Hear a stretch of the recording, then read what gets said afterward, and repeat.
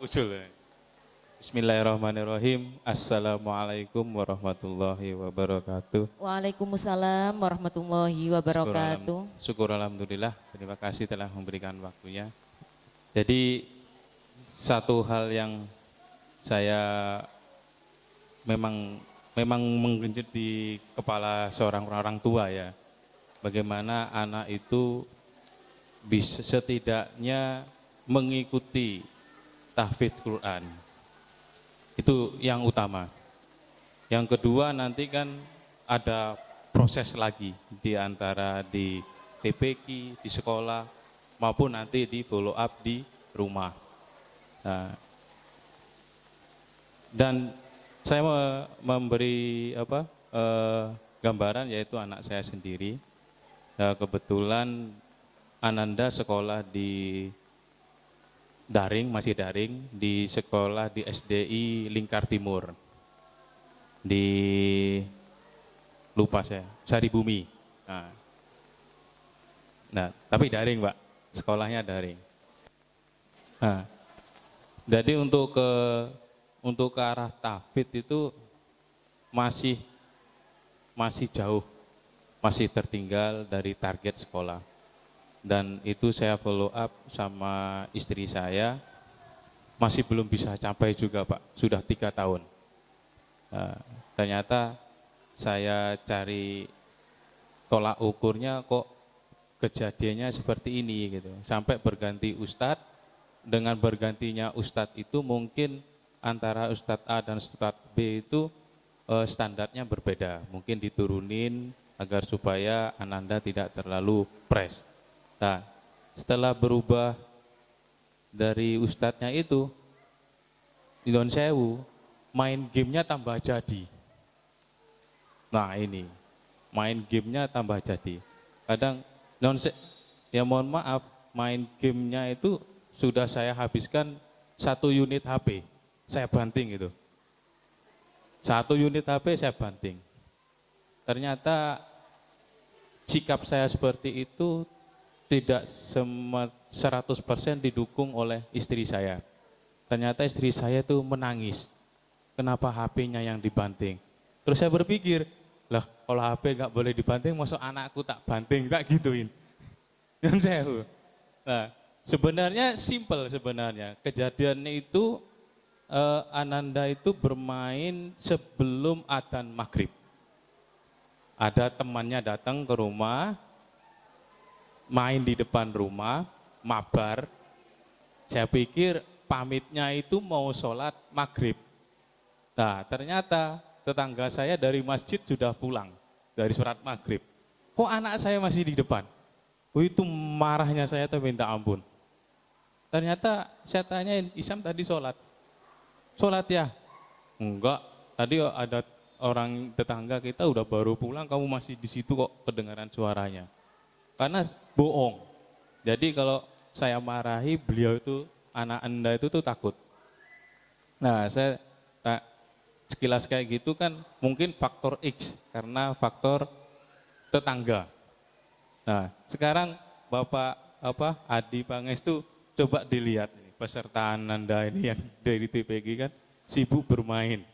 Nah bagaimana keluarga di tempat Pak Adi Pangestu, terus bagaimana, apakah Ananda punya game yang sama dengan yang di kita? Misalnya mabar, diajak mabar sama temannya, 2 jam kurang loh Pak, kalau mabar Pak, terus terang. Apakah sikap anak keluar? Waduh mabarku kurang titik, mari ini boya, kan gitu, berhasil.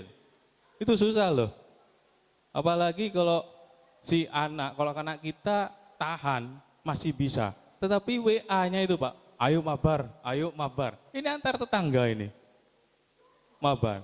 Alhasil apa? Enggak selesai di rumah, di masjid main lagi gitu loh. Di saat proses adzan gitu. Bagaimanakah pola bermainnya Ananda Devandi ini agar supaya memang 2 jam itu cukup, atau apakah nanti diajak temannya bermain lagi?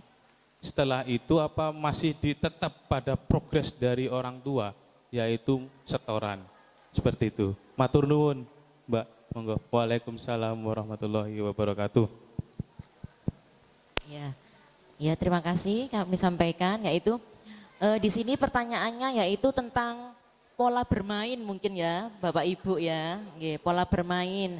Apakah 2 jam itu di rumah saja? Apakah tidak ada kelanjutannya? Apakah kemudian, nggih, apakah temannya tuh nggak pernah main ke rumah Ananda? Nggih, nggih, monggo dijelaskan. Nggih, matur nuwun, Mbak.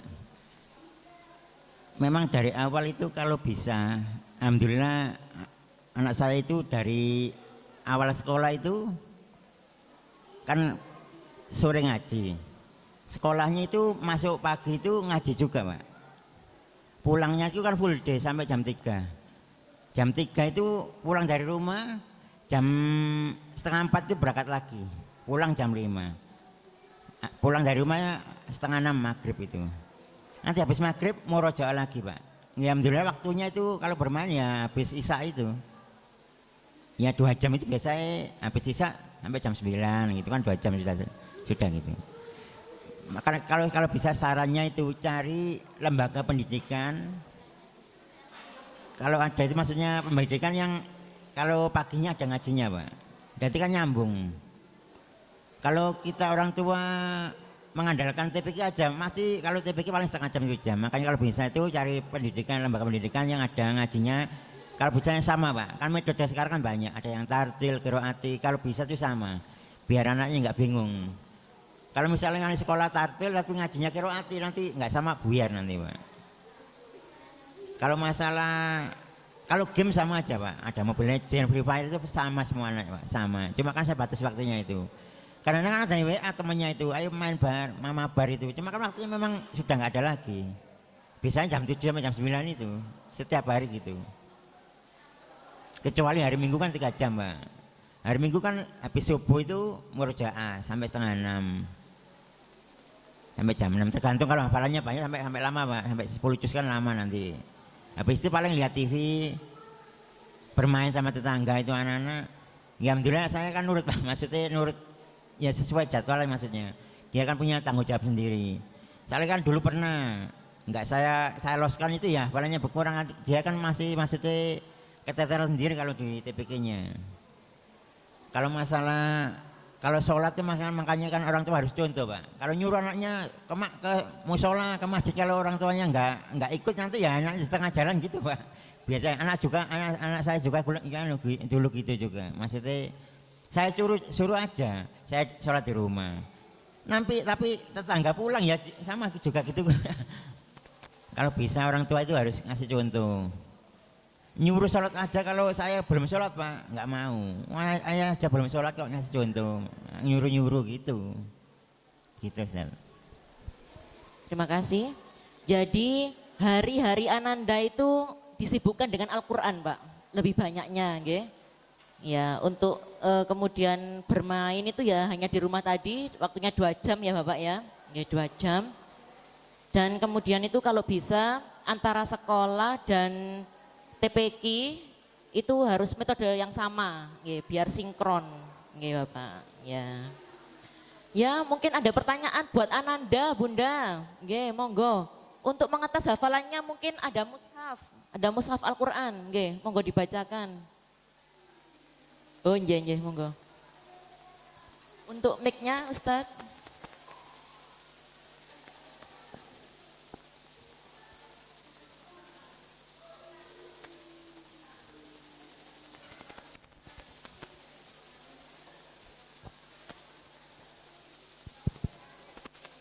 Terima kasih atas kesempatannya. Di sini yang saya tanyakan kepada Ananda dan orang tuanya terkait dengan tahfidnya anak Mas Devandi sudah sampai di juz 22. Metode apa awal permulaan untuk memulai belajar tahfidnya? Seperti itu. Yang kedua, kalau berbicara dengan metode berarti anak itu bisa ngajinya, lancar membaca Al-Qur'annya itu mulai umur berapa? Karena saya juga memegang sekolah tahfidz masih kelas 2